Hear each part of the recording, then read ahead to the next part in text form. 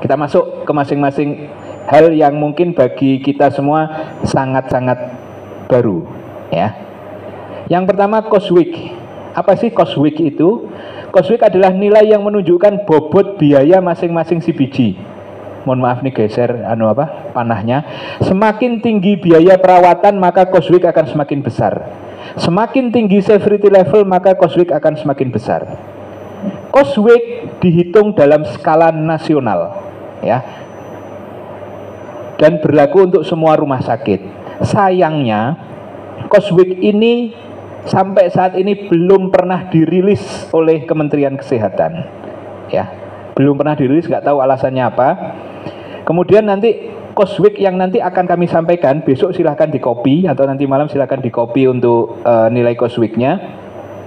Itu dikembangkan oleh teman-teman guru-guru kami, dosen-dosen kami di FKM UI, menghitung jadilah satu tabel nilai cost week yang ada, ya. Cost week tersebut tidak boleh dipakai lagi ketika nanti tarif berubah atau pemerintah berkenan rilis nilai cost weeknya, ya. Itu. Jadi nanti kalau tarif berubah, cost week sudah nggak bisa dipakai lagi. Cost week cara ngitungnya seperti ini. Slide nanti terima jadilah. Ini nilai cost week, ya. Ini cost week kelas A, kelas B, kelas C, kelas D, tidak mengenal kelas 1, 2, 3. Misalkan di sini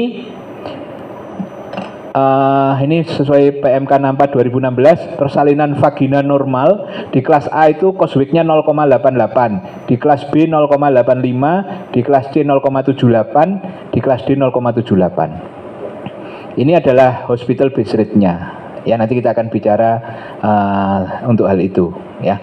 Ada kalanya rumah sakit kelas A cost weeknya itu lebih kecil daripada kelas B. Ada kalanya seperti itu. Sehingga pemahaman pengetahuan tentang cost week ini bisa menjadi satu langkah.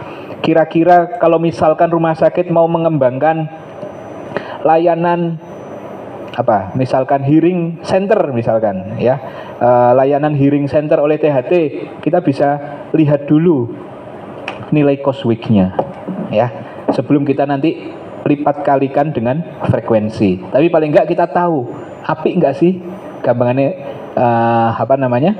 tarifnya, ya.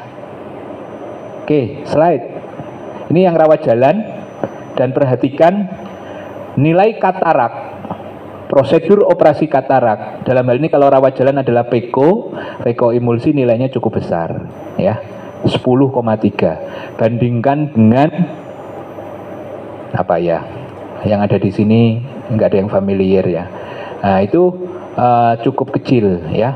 Nanti ada di slide, ada CT scan, ada hemodialisis, itu sebenarnya skornya berapa, ya. Slide. Nah, ini contohnya teman-teman semua, yang cost week ini contoh miliknya rumah sakit kelas B. Contohnya adalah Seksio, kasus Seksio. Skornya untuk kelas 1, 2, 3 sama, ya, skornya 1,13. Kalau severity levelnya naik jadi 1,23. Kalau severity-nya lebih tinggi jadi 2,05. Sedangkan untuk persalinan vagina ringan skornya hanya 0,38, 0,45 dan 0,54. Inilah yang menjadi salah satu yang menjadi faktor penyebab perbedaan antar tarif, ya. Yang sebelah kanan ini adalah contoh untuk cost week rawat jalan. Bandingkan tadi katarak kelas A 10,35, kelas B 14,27, 13 sama 13. Kenapa kelas B ini lebih tinggi? Yaitu Kemkes yang menentukan, ya. Kita nggak tahu kenapanya, tetapi dalam hal ini untuk untuk kelas B katarak itu relatif besar, sehingga mungkin untuk saat ini menjadi salah satu unggulan, ya. Bandingkan dengan dialisis yang cuma 3, ya, atau yang paling banyak sakit kita itu adalah penyakit kronis kecil lain-lain, ya. Skornya cuma 0,69 untuk rumah sakit kelas B dan 0,72 untuk rumah sakit kelas C. Tarif adalah perkalian antara cost week, kemudian hospital base rate dan adjacent factor. Nanti kita akan masuk di sana. Slide. Oke, cost week. Kita masuk ke berikutnya, case mix. Case mix seperti namanya, case kasus, mix adalah bauran, merupakan bauran atau volume ya, sebaran dari kasus-kasus yang ada. Ya, semakin banyak jumlah kasus maka case mix akan semakin meningkat. Semakin tinggi severity levelnya maka case mix akan meningkat. Case mix didapatkan dengan rumus seperti ini. Dan di banyak jurnal di luar negeri, nilai case mix itu menggambarkan kebutuhan sumber daya. Ya, jadi ada jurnal yang menyampaikan home care yang dilakukan pagi sama sore hari, ya, itu perbedaannya nanti salah satu analisis kebutuhan tenaganya itu ada di nilai case mix. Jadi mereka sudah sangat terbiasa dengan indikator-indikator ini. Kalau saya bilang case mix ini adalah apa ya, semacam efektivitas klaim, ya, efektivitas klaim. Kalau kita ngajukan klaimnya 100, maka idealnya nilai case mix-nya juga 100. Nanti akan ada beberapa rumah sakit yang tidak seperti itu, ya. Slide. Nah, ini contohnya, ini contoh dari ilustrasi di atas, ini contoh imajiner saja dari nilai seksio tadi. Ini jumlah kasusnya dikalikan, ya, 3 dikali 4 dijumlah ke bawah, maka nilai case mix adalah ini, ya. Slide. Ini contoh real di salah satu rumah sakit, maka cara menghitung nilai case mix-nya adalah ini, dikalikan kelas 1 dikalikan kelas 1 apa? Cost week, ya. Cost week-nya kan ada di sini. Ini misalkan rumah sakit kelas C, ya. Ya, jadi ini kan perkaliannya antara ini dengan ini, ya. Antara ini dengan ini, ya. Dikalikan, ini namanya adalah case mix. Di total nanti akan muncul case mix kelas 1, kelas 2, kelas 3 sama case mix total. Nah, ini yang saya sebut tadi, jumlah kasusnya 9.068. Case mix-nya, kalau saya nggak ada referensinya, ya, nggak ada referensinya. Kalau saya minimal ya 9.068. Nah, dalam contoh ini nilai case mix-nya adalah 10.408. 1.408, sehingga ini pasti relatif bagus, ya. Slide. Ini sama, ini contoh untuk rawat jalan juga caranya sama. Ini rumah sakit kelas C, dicari jumlah kasusnya, direkap, kemudian dikalikan dengan nilai cost week, jadilah nilai case mix, ya. Case mix merupakan agregat dari itu semua. Slide. Lanjut, kita masuk ke case mix index. Case mix index, bahasa sederhana saya adalah menggambarkan kualitas klaim, ya. Bahasa sederhana saya seperti itu, ya. Case mix index secara definisi adalah indikator yang menggambarkan kapasitas dan efisiensi pelayanan.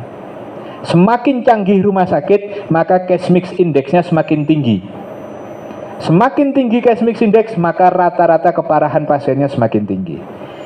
Cara menghitungnya adalah nilai case mix tadi yang didapatkan dibagi seluruh jumlah kasus, ya. Slide. Ada contohnya.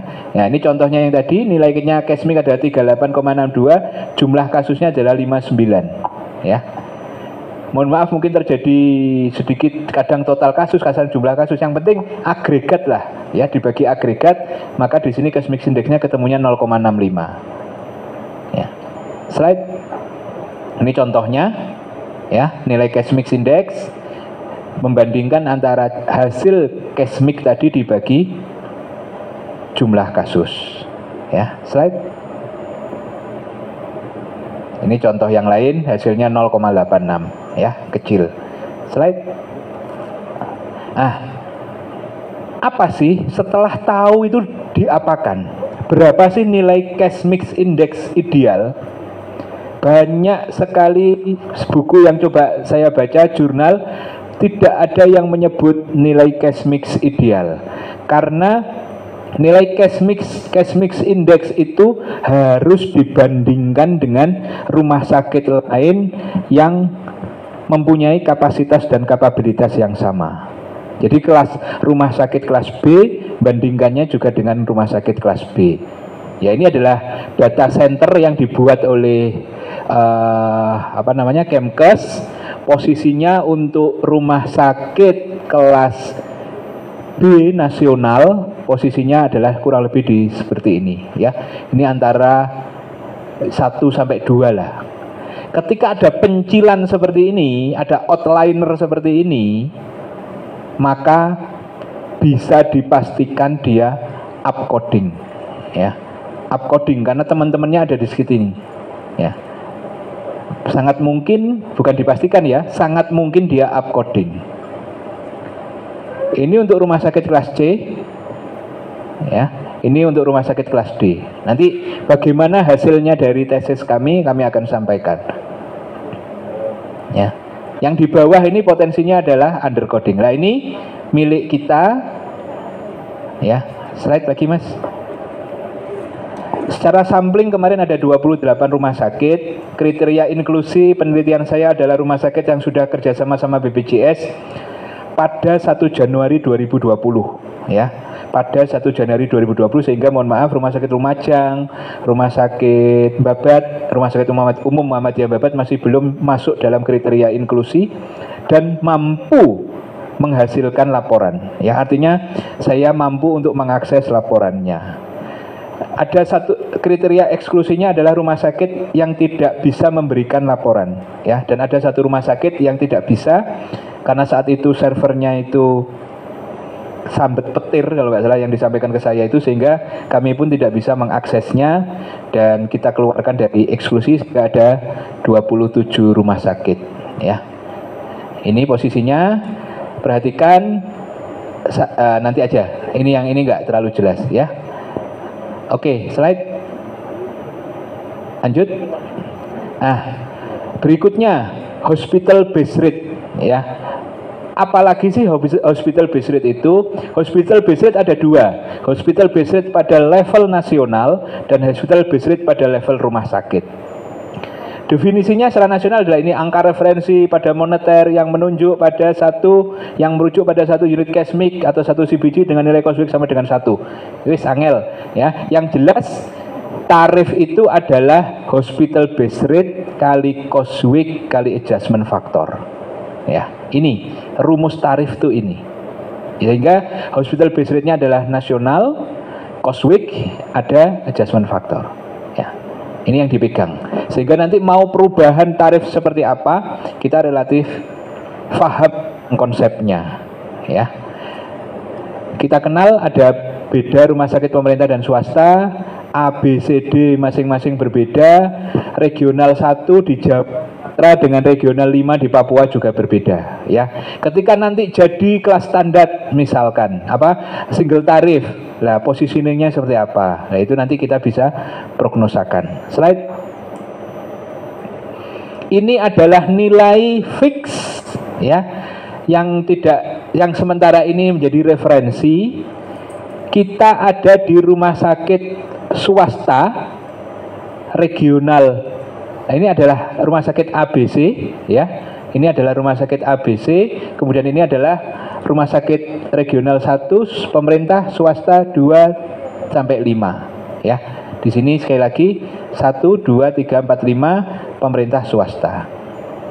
Nilainya ini nanti kami kopikan flash disknya. Lanjut. Contohnya ini nilai hospital base rate nasional untuk rumah sakit kelas B swasta kayak RSML, kayak Khotijah Sepanjang adalah ini. Ya. Slide. Hospital base rate rawat jalan ini nilainya.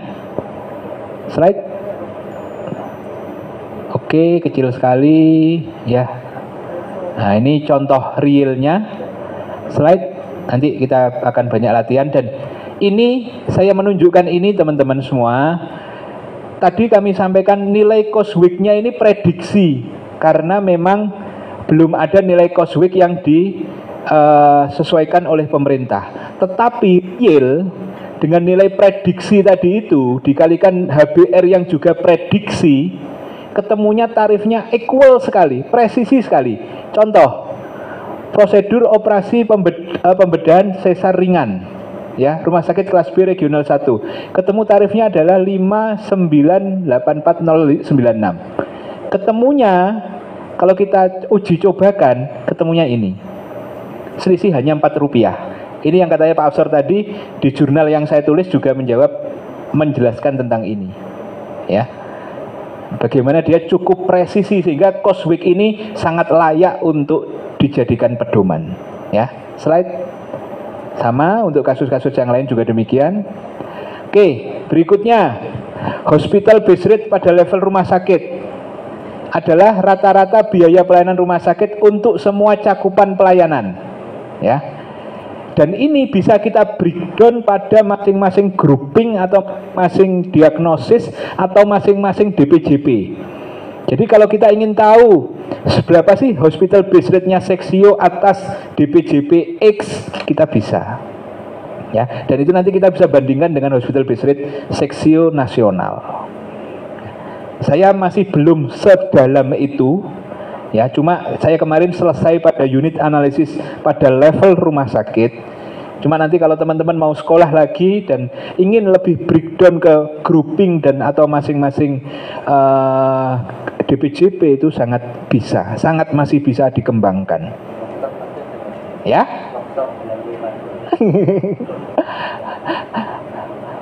Nah, ini contoh ketika kita masuk ke hospital base rate kasus persalinan, maka rata-rata biaya persalinan di rumah sakit itu dibagi untuk semua cakupan persalinan. Hospital base rate rumusnya adalah total biaya rumah sakit dibagi nilai cash mix. Jika HBR rumah sakit lebih kecil dari HBR nasional, bisa dipastikan rumah sakit untung, ya. Lebih sensitif daripada unit cost karena dia mampu mendiferensiasi masing-masing diagnosis. Sebaliknya, jika HBR rumah sakit lebih besar dari HBR nasional, secara jurnal disebutkan rumah sakit itu rugi secara jurnal. Tetapi agak anomali di Indonesia, ngomongnya rugi tapi bangun terus, ya. Nah, itu agak anomali. Kemudian yang menjadi pertanyaan, betulkah angka yang dimasukkan di e-claim itu? Nah, ya, itu yang jadi masukan. Makanya di sini saya buatnya adalah rugi dalam tanda petik. 1, betulkah nilai angka yang diinput, apakah itu biaya tarif real rumah sakit atau dibesar-besarkan atau di-up, ya, atau dikurangkan? Dijawab ke hati masing-masing, ya. Kemudian bisa jadi yang kedua adalah kita belum mempunyai costing yang ideal, ya. Kita masih pakai istilahnya market based pricing. Kita masih pakai sana tarif berapa sih, sini tarif berapa sih, kita tentukan tarif. Kita masih belum bercosting dengan ideal. Entah pakai double distribution, entah pakai activity based costing atau pakai apa, monggo. Dan itu harapannya besok kita sudah mulai coba lakukan, ya. Mudah-mudahan ada waktu untuk kemudian melihat, ya. Nanti mungkin masing-masing rumah sakit akan fokus ke neurologi, fokus ke kasus jantung misalkan, dan itu menjadi data kita bersama, ya, data kita bersama sehingga kita real, ya, kita real untuk kebutuhan biayanya, posisinya unit cost-nya sekian plus margin sekian. Nah, sehingga kita kan tahu sesungguhnya itu untung atau rugi. Slide. Ini contohnya, ini salah satu real. Nanti saya buka beberapa rumah sakit izin, ya, tanpa penawaran. Kalau yang ini tadi sudah izin Pak Absor, boleh Pak Absor dibuka semuanya, tidak apa-apa. Forum ini adalah forum keluarga semua, ya, sehingga untuk sama-sama belajar. Kalau waktu sekolah semuanya ini saya buat notasi karena itu adalah etika penelitian, ya. Ini contoh. Kita besok akan belajar sampai sini, narik data 2021. Ini contohnya rumah sakit swasta kelas B, posisinya adalah cash mix-nya nilainya ini, ya. Kemudian hospital base rate nasionalnya ini, hospital base rate rumah sakit kelas 1 ini. Sehingga kesimpulan untuk rumah sakit ini atas biaya, atas pelayanan kelas 1, hospital base rate-nya lebih rendah daripada nasional. Artinya rugi dalam tanda petik, ya, rugi dalam tanda petik. Demikian pula untuk kelas 2 dan kelas 3. Oke, slide. Bagaimana dengan di Rumah Sakit Muhammadiyah Aisyah Jawa Timur? Sebelum itu, pertanyaan silahkan. Nggih, Dr. Agus. Cek.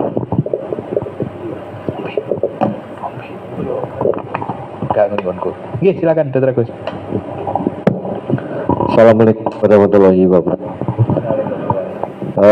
Mungkin mumpung kita ini sesama jaringan Rumah Sakit Muhammadiyah ketemu ya, kita belak-belakan Dr. Tommy, karena pengalaman BPJS itu kan saya ingat ketika dispepsia itu klaimnya besar, banyak pasien diagnosa dispepsia ya, sehingga ya lumayan waktu itu ya. Terus ternyata berikutnya dipangkas ya, terus juga kalau nggak salah sesar ya, sesar juga lumayan, untungnya lumayan, kemudian dipangkas ya. Terus kita juga tidak kalah, tidak mau kalah gitu ya.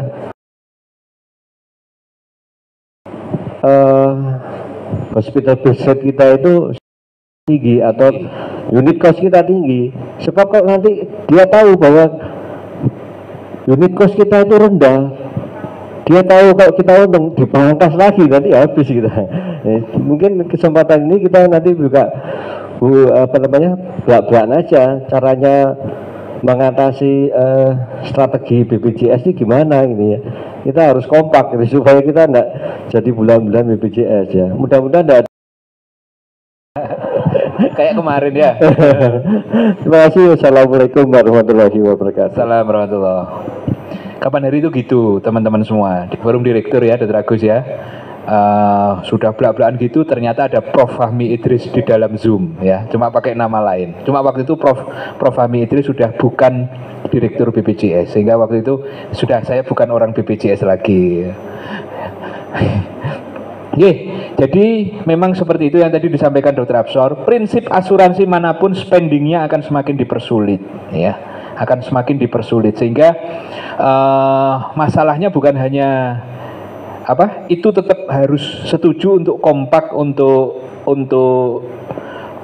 menjadi satu kebijakan bersama. Contoh di Bojonegoro itu, di KC Bojonegoro yang bermasalah adalah adhesiolisis ya, grouping yang lari ke adhesiolisis.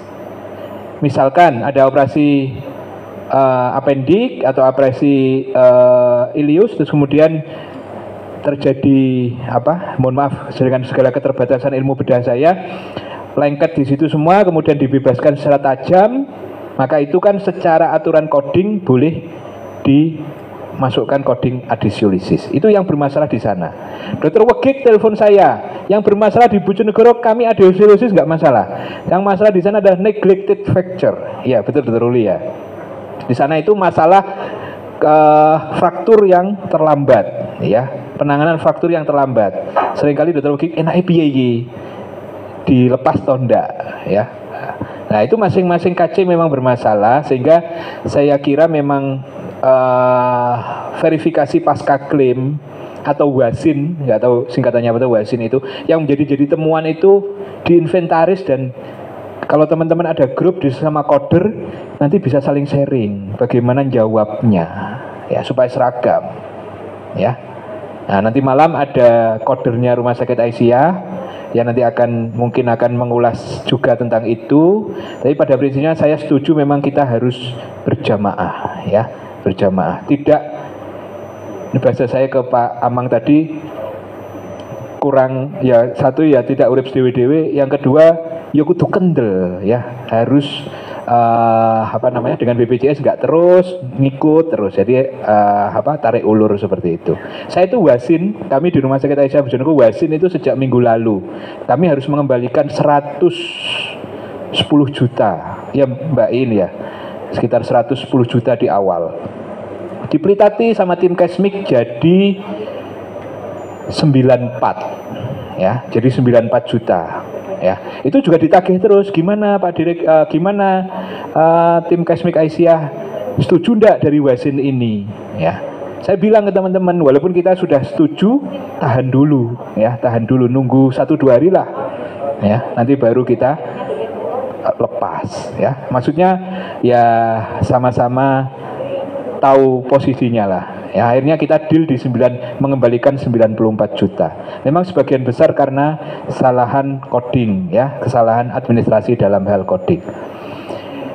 Itu Dr. Agus setuju. Nanti kalau memang diperlukan, dan saya pikir sangat bagus ada grup coder, grup Rumah Sakit Muhammadiyah Aisyah, dan kemudian nanti apa-apa yang menjadi permasalahan karakteristik, baik kaidah coding, baik verifikasi pasca klaim maupun apa-apa itu kemudian bisa saling menjawab bersama-sama. Kita bisa jawab, Kacing, Gresik, Lamongan seperti ini kebijakannya, masa sini berbeda?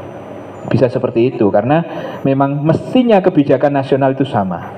Nyun sewu, andaikan benar-benar real mentok, sedangkan itu anomali antar KC berbeda dan itu sangat signifikan. Nyun sewu, salah satunya bisa nanti sampaikan ke saya. Dosen saya itu TKMKB pusat dan saya membuktikan kesaktiannya sudah. Saya sudah membuktikan kesaktiannya. Saya cerita malam, besok pagi itu kepala cabang BPJS telepon saya. Berarti sakti tenan dosen saya ini, ya. Jadi nanti kau pentok ya, saya nggak mau ngerepoti beliau juga, ya sekali itu aja saya ngerepoti beliau. Nah itu kalau memang mentok sekali nanti juga bisa disampaikan. Enaknya kuliah di Jakarta itu teman-teman semua, ya. Semuanya di circle ibu kota, semuanya di circle Kementerian Kesehatan, sehingga kenalannya banyak. Tapi nanti kuliahnya di FK Universitas Muhammadiyah Surabaya aja ya. Oke, slide. Nah, ini teman-teman semua, ini pakai notasi, ya. Tapi nanti kami buka yang beberapa yang anomali. Ada 2 rumah sakit kelas B, 10 rumah sakit kelas C umum, 2 rumah sakit kelas C khusus, dan ada 14 rumah sakit kelas D yang menjadi, ada 13 ya, karena RSMAD 12 tidak ada, yang menjadi unit analisis kami. Ini hasilnya. Ini adalah, klik mas, tulisannya kayak bawah ya, ada enggak? Oh enggak ada, balik lagi. Ini adalah jumlah kasus dalam 1 tahun, ya. Agak bingung mungkin, biru, merah 2017 sampai 2020. RSMA B1, perhatikan, RSMA B1 secara jumlah lebih rendah dari RSMA B2. Ya, yang di sana juga lebih rendah daripada RSMA B2. Tetapi pada sampingnya nilai Kesmik, ini judulnya nilai Kesmik, ya. Yang kanan ini nilai Kesmik, yang ini jumlah kasus. Tetapi di nilai Kesmik perhatikan, kondisinya berbalik. RSMA B1 jauh lebih tinggi daripada RSMA B2. Kenapa? Nanti di slide berikutnya. Dan kita punya rumah sakit kelas B hanya 2 di Jawa Timur. Kalau enggak RSML, Sikot. Siapa yang B1, siapa yang B2? Saya tadi sudah izin, katanya boleh dikasih tahu ya. Tapi ada sama-sama RSMA B1 unggul di dalam coding, tetapi RSMA B2 unggul di dalam costing. Nanti kita lihat. Ya. Rumah sakit kelas C yang menjulang tinggi adalah RSMA C8. Saya yakin teman-teman sudah kira-kira bisa menerka rumah sakit yang ada di, bukan ibu kota provinsi karena Surabaya bukan kelas C ya. Ada di ibu kota dan ada FK-nya ya. Ini C8 ini rumah sakit banyak sekali pasiennya. Jujur saya narik data itu Mbak Farida berulang-ulang karena 1 tahun itu mentok, nggak mau saking banyaknya datanya ya. Bagaimana kinerjanya nanti kita lihat, nggih. Izin Mbak Farida. Ya, ini kemudian RSIA khusus kita ada 2, Probolinggo dan RSIA Malang ya. Ini juga demikian, relatif nggak terlalu anomali lah ini, relatif nggak terlalu masalah. Yang kelas D ya rata semua ya. Yang paling tinggi ada di RSMA D1. Tahu D1 mana? Ini rumah sakitnya Dr. Dian ya. Yang ada di yang cukup banyak untuk cakupan kelas D ya. Nah. Tapi banyak BPJS itu bangga atau tidak bangga? Tidak tahu, itu kembali ke hati masing-masing. Karena ini kan kita nggak tahu pasien umumnya ya. Slide itu tadi balik nih Mas Amit ya. Yang ini jumlah kasus, yang ini case mix ya. Kinerja berikutnya adalah case mix index, adalah case mix dibagi jumlah kasus. Slide ini yang saya bilang adalah kualitas klaim ya, menggambarkan kualitas klaim. Perhatikan, RSMA B1 dan B2 cukup jauh ya, cukup jauh untuk bahasanya kualitas klaimnya ya. RSMA B1 relatif tinggi sekali, dan RSMA B2 4 tahun mengumpul di 0,9 sampai 1 lah kira-kira ya. Rumah sakit kelas C, perhatikan, relatif sama kecuali RSMA C5, ya. Ini rumah ya. Kami sudah sangat berdiskusi juga dengan Dr. Imam dan tim kodernya, dan ini menurut saya, kalau bahasa saya, gemes memang kalau melihat seperti ini, karena distribusi normalnya ada di sini ya, distribusi normalnya ada di sini, tetapi ini cukup di bawah ya. Nah, rumah sakit kelas D relatif rumah sakit umum, rumah sakit khusus kelas C relatif samalah saya bilang. Rumah sakit kelas D variasinya cukup jauh. Di RSMA D1 cukup awalnya punya case mix index rendah tapi semakin tinggi, lain-lain relatif rata ya. Ini kalau dibuat sketcher gitu kelihatan itu ya, tapi ini saya buatnya adalah batang. Yang agak di bawah adalah RSMA D2 ya, RSMA D2. Nah, ini rumah sakit di Bojonegoro juga ya. Ikut nggak? Nggak ada. Bukan rasan-rasan loh ya berarti ya. Kalau nggak ada kan nanti ya. Ini positioningnya, dan ini kami juga terus berdiskusi sama, karena adalah saudara dekat kami di Bojonegoro, sehingga ini pun menjadi bahan diskusi lanjutan. Slide. Saya lanjut dulu. Ini rawat jalan. Sekali lagi, yang menjulang kayak Monas ini adalah ya, kalah Mbak ya. Kalau kalah-kalahan untuk kebaikan ini ya. Ya, ini ya.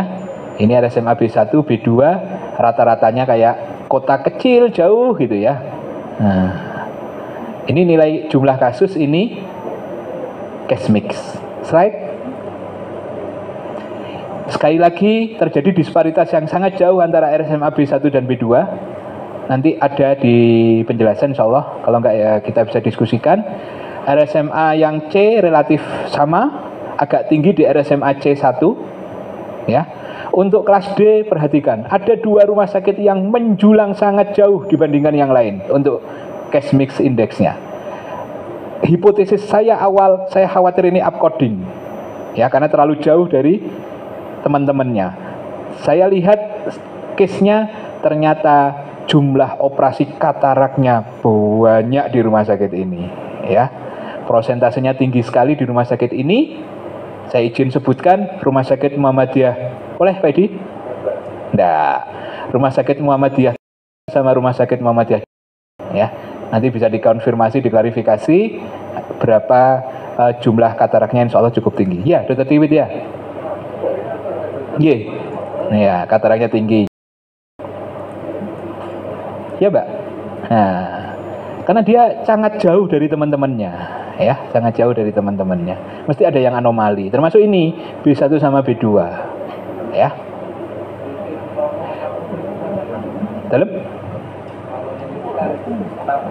Yang tentunya 0,8 kan fungsinya 0,1.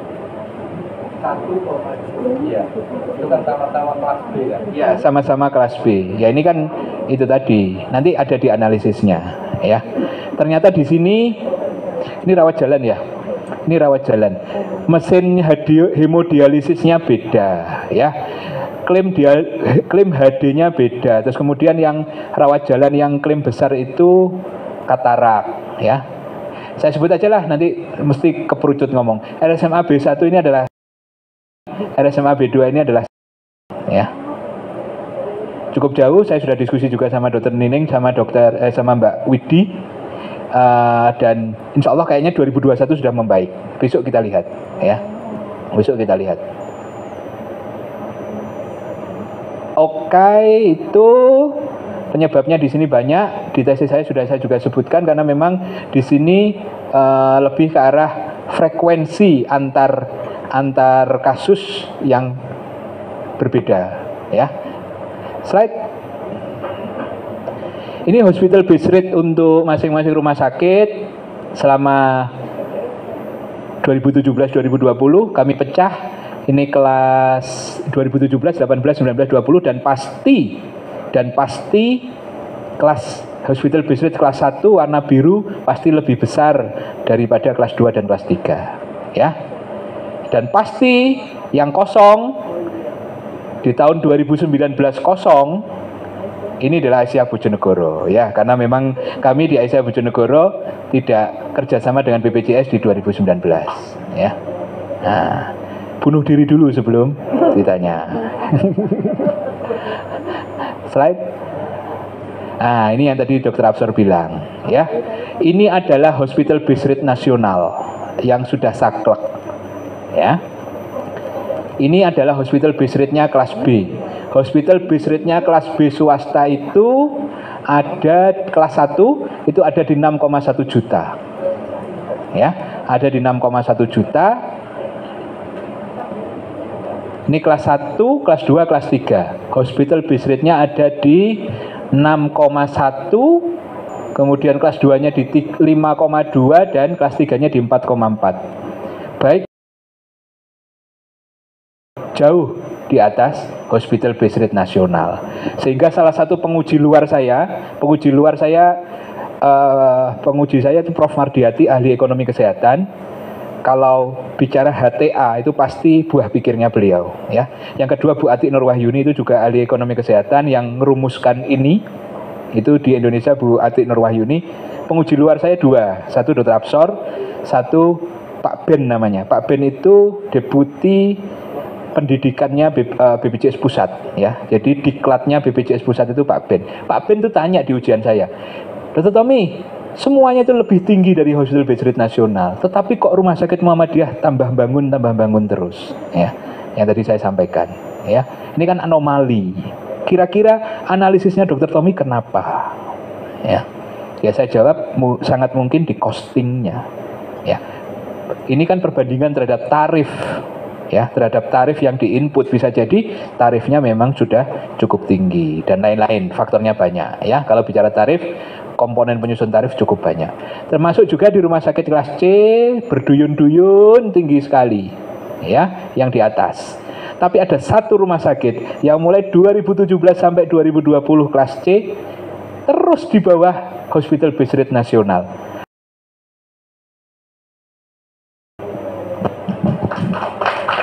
Ada,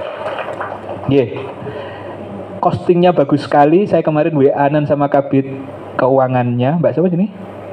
Mbak Dewi, ya, kayak ikut ya. Oh Mbak Dewi ikut. Nah, yang Jabri itu saya Mbak, ya. Sehingga ini saya minta costingnya, tarifnya, dan sudah dikirim, dan kita memang hal-hal yang seperti ini nanti bisa jadi baseline, ya, bisa jadi baseline untuk yang rumah sakit yang lain, ya. Izin itu saya sudah telepon dokter baru juga, nanti ya menjadi salah satu catatan rumah sakit umum bagus, walaupun hati-hati sudah semakin mendekati hospital base rate nasional ya, harus dirim ya, harus dijaga. Kelas D ada yang terus di bawah 1 seingat saya, kalau nggak salah nanti mudah-mudahan adalah. Nah ini juga itu juga costingnya bagus ya, costingnya ya kita lihat besok untuk posisi seperti apa ya, mudah-mudahan nggak salah. Termasuk rumah sakit, mohon maaf Mas Nanang ya, hospital base rate-nya itu di bawah hospital base rate nasional. Secara jurnal, secara teori untung ya, untung ber-BPJS itu untung ya. Selanjutnya Mas Rudi nanti yang ya, sehingga kalau nggak salah RSMA karena bergabung paling akhir saya taruh di D14 kalau nggak salah. Dan ini terus di bawah hospital base rate nasional. Seperti itu. Ini mapping ya. Standar errornya ada di memasukkan angkanya betul atau enggak. Standar errornya juga ada di tarifnya itu real atau tidak real. Itu tergantung teman-teman yang nginput ya. Nah, seperti itu. Slide dulu mungkin belum diskusi dan buka masing-masing. Ini ya sebenarnya hanya pantas-pantasannya mahasiswa harus ada uji statistik ya, walaupun ini jelas semakin lama rawat inap maka biayanya akan semakin tinggi. Itu nggak usah diuji statistik ya, sudah tahu. Cuma kan namanya mahasiswa kan pantasnya ada uji logistik biner seperti ini ya. Kok kesannya satu tesis 160 halaman tidak ada uji statistiknya sama sekali. Slide. Oke, selesai saya pikir ya. Ini menentukan tujuan, yang penting komitmen dan kita bisa belajar bersama untuk itu. Monggo silahkan pertanyaan atau ingin rumah sakitnya dilihat, silahkan. Pertanyaan dulu deh. Kalau pertanyaannya yang dilihat itu langsung nunduk kabeh. Yeah. Terima kasih Dr. Tommy, applause dulu. Nah, ben gak ngantuk. Silakan Bapak Ibu. Apa perlu ditawarkan ini Bang? Saya kalau panggil Dr. Tommy itu Bang dari kemarin ya. Mohon maaf. Semakin banyak bertanya akan semakin banyak dapat door prize. Itu permintaannya Mbak Esti gitu. Monggo, silakan. Saya yakin materi ini sangat menarik sekali. Monggo Bapak Ibu, tidak usah sungkan-sungkan. Surganya gitu ya Bang ya. Semakin banyak pertanyaan akan semakin banyak mendapat door prize. Nah, tahu sih apa door prize-nya? Monggo. Boleh. Bu Fatia tanya juga boleh, enggak apa-apa. Nah. Kelihatannya Farida. Maaf, agak penasaran. Penasaran, boleh? Iya, Dokter Tommy, itu tadi kan ada rumah sakit yang hospital base rate-nya hampir mendekati nasional. Ya. Nah,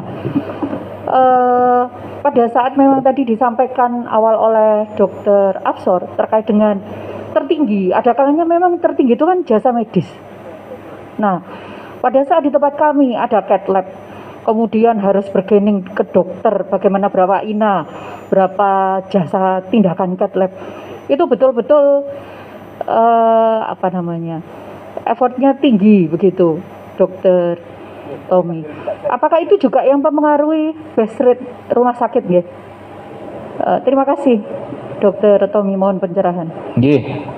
Pastinya itu menjadi, saya bukakan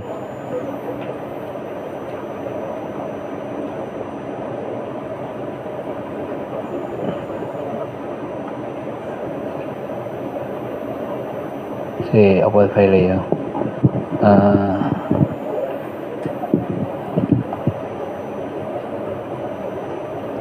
Ujian hasil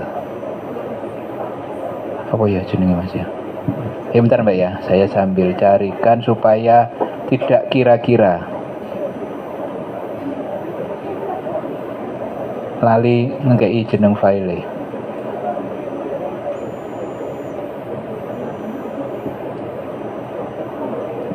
PowerPoint.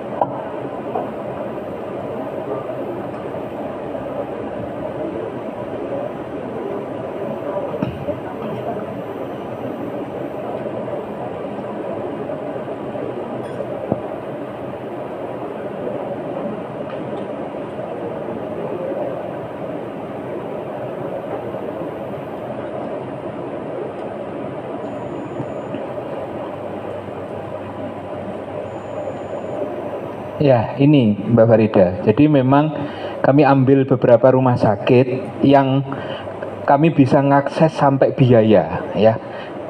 Karena ketika tadi masuk di yang hospital yang tadi di awal yang kita kembangkan itu memang kami tidak bisa ngakses sampai biaya. Rincian tidak bisa, tapi hanya beberapa rumah sakit saja yang bisa rincian sampai biaya. Ya. Itu memang biaya paling tinggi. Klik Mas, kayak ada warna merah yang berjalan. Nah, biaya paling tinggi nomor 1 itu ada di medis, ya, baik untuk rawat inap maupun rawat jalan. Average-nya rata-rata berbeda-beda antar rumah sakit, tetapi mendominasi yang kedua adalah farmasi, ya. Itu betul memang, dan itu memang customize karena memang ini kumulatif ya. Jadi memang dalam bahasa head to head itu memang enaknya memang pakai prosentase, ya, prosentase dari klaim. Ya tentunya nanti masing-masing sangat mungkin masing-masing diagnosis, masing-masing tindakan akan mempunyai prosentase sendiri-sendiri. Ini yang kami sedang bangun di Bojonegoro. Bagaimana melakukan costing itu dari integrated clinical pathway yang ada, sehingga nanti biaya itu kalau saya di Sumberjo dulu bareng Dr. Dian bareng Mbak Eni ini berdiskusi menghitung operator di kami itu, saya nggak tahu, nanti silahkan sharingnya teman-teman yang sudah pakai prosentase, yang tidak lagi pakai fee for service, ya, yang bayarnya tidak lagi per berapa kali visite, yang bayarnya tidak lagi per visite ya. Kalau fee for service itu yang bayarnya sudah prosentase siapa? Ada enggak? Malang sudah belum? Belum. Sudah pakai prosentase? RSI Aminah sudah? Berapa persen? Belum? Oh belum. Yang sudah pakai prosentase sudah Mas? Dari? Hah? UMM? Apa? Mas? Pak Edi? Batik? Berapa persen Mas? Kalau operator? Kalau operasi?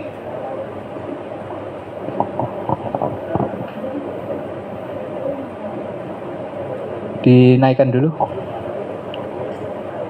Nggih. Pak Edi, gak muni Pak Edi. Pak Edi. Terima kasih. Kalau di kami estimasinya antara 21% sampai 23% dok, kalau kita hitung. 21 sampai 23% dari klaim inasi bijis. Baik severity level 1, 2, 3. Iya. Pokoknya dari klaim pokoknya. Dari klaim. Karena kami menghitung memang kita berdasarkan clinical pathway dari awal itu kita sudah ditekankan sama DPJP, kita menghitungnya dari yang paling rendah dulu dok. Jadi kita inasi bijisnya pakai yang kelas 3. Jadi yang pakai standar itu kelas 3 dulu, otomatis ketika ada di pasien hak kelasnya kelas 2 maupun kelas 1 ya otomatis akan mengikuti di situ. Nah, namun ada kebijakan khusus di kami ketika ada yang mungkin kita tidak bisa menghindari mungkin dari length of stay karena keadaan tertentu mungkin, nah itu memang ada di standarnya, jadi minimal dokternya itu tidak sampai 0, jadi ada ketentuan berapa, sudah ketentuan nominal gitu dok, jadi dokter sudah menerima, jadi bisa mengikuti apa ritme dari rumah sakit sehingga bisa mengendalikan. Nah, yang permasalahan di kami salah satunya ini dok, perbedaannya yang di kelas 1, 2, 3 padahal seperti SC gitu ya dok. Nah, kami masih menghitung padahal di situ komponen biaya, unit cost semua kita hitung. Tak coba misalkan ruangan yang ini lampunya ikut yang mana, kemudian listrik ini ikutnya yang mana, itu pernah kami hitung. Nah, sehingga apa namanya yang kami ragu dokternya meskipun di kelas 3 sama kelas 1 itu kok perbedaannya sangat jomplang, itu yang kami khawatir, sehingga dokter itu meskipun di padahal apa namanya BHP yang dipakai di kelas 3 maupun di kelas 1 kan sama. Misalkan mau sayatan seperti apa meskipun bednya seperti apa kan sama. Nah itu tapi dokter masih meragu, masih mintanya yang masih di kelasnya masih tinggi seperti itu. Kelemahannya masih di situ dok, itu yang akan menjadi permasalahan di kami. Kalau 21 sampai 23% tadi itu operator, belum anestesi? Operator aja. Operator saja. Kalau anestesi itu 40%. 40? Berapa? 40% dari operator. 40 ya? Ya. Ya. 40% dari operator. Itu rata-rata memang standarnya anestesi rata-rata segitu. Bahkan kalau asanya asa luweh parah itu asa dhuwur ta sen ya. Asa lebih tinggi suwi gak sekolah. Asa lebih tinggi itu kadang mintanya lebih ya. Ya yang gandal geret. 21% bruto atau neto? Itu masih ada share ke rumah sakit atau sudah ada share ke rumah sakit? Masih ada share ke rumah sakit. Berapa persen? Mohon maaf, nek mau buka link ya. Sisanya tapi bruto ya? Iya. Oke, nggih. Oke, nggih, terima kasih.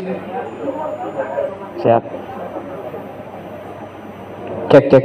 Besok waktu bahas costing bisa lebih real, Mas. Kami perlu belajar. UMM tidak jadi unit analisis karena memang di bawah universitas.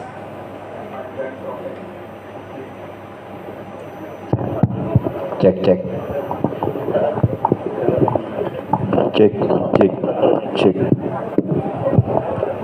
Jadi besok bisa lebih sharing untuk hal itu. Gak gelem tak cekel ini. Teman-teman, nilai dari UMM tadi sekitar 21 sampai 23%, dia range. Terus kemudian muncul permasalahan jasa atas jasa kelas 1, 2, 3 ya. Jadi memang itu salah satu alasan single tarif pun kan ke arah sana. Betul. Ya. Apa sih bedanya seksio kelas 1 sama kelas 2 sama kelas 3 kok jasanya beda? Sedangkan kalau dalam teori tarif itu kan perbedaan kelas 1, 2, 3 itu atas fasilitas ya. Cuma itu panjang lebar karena itu membahas tarif itu juga melibatkan asosiasi profesi ya. Nah, terima kasih share-nya UMM. Kalau kami dulu menghitung di Rumah Sakit Sama Madya Sumberjo itu dari fee for service ya ke prosentase itu di 24% ya saat itu masih ya Dr. Dian ya masih 20% itu neto. Dan tahu nggak teman-teman signifikansi kinerja keuangan pasca itu naik ya dari model fee for service ke prosentase, dan waktu itu agak kurang fairnya memang kami hanya memulai di tindakan ya di operator dan anestesi. Yang non tindakan kita masih belum dulu ya. Nah, itu secara signifikan naik ya, masing-masing punya plus minus ya. Sejauh kemudian saya belajar, saya kenal teman Siloam, saya kenal teman Hermina, saya kenal Reman Mitra Keluarga, awal bros, saya tanya berapa persen, karena di sana sudah prosentase. Jawaban saya dan menjadi koreksi, mohon maaf untuk teman-teman Sumberjo ya, jawabannya 16 sampai 20%. Ya, saya juga kaget dengan angka itu ya, Dan itu operator saja, dan rata-rata memang anestesinya 40% dari operator. Kapan 16%, kapan 20% itu masih belum, ya kita perlu ketemu darat lah. Saya pikir kalau sudah berbicara seperti itu kan nggak enak kalau lewat WA-an atau lewat telepon, ya. Kalau non operator, mereka punya angka di 9% rata-rata, ya. 9% dari klaim yang anak, paru, penyakit dalam itu sekitar di angka 9%. Ketika rawat bersama 1% untuk yang dikonsuli, ya. Jadi tetap nilai kumulatif tetap 9%.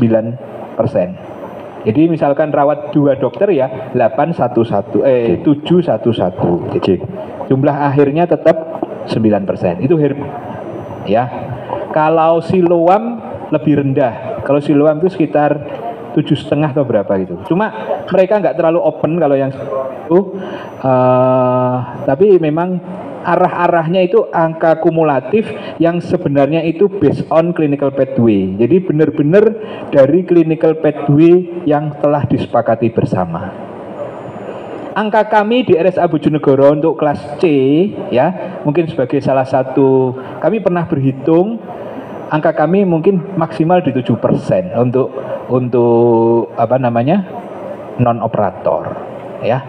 Dan untuk operator ini Dr. Dian Mbak Eni yang di Bojonegoro itu masih under 20, jadi masih di bawah 20%. Jadi mohon maaf, mungkin ya nanti kalau costingnya ternyata tinggi, salah satu yang direview adalah 24% itu. Tinggalan saya Pak Edi.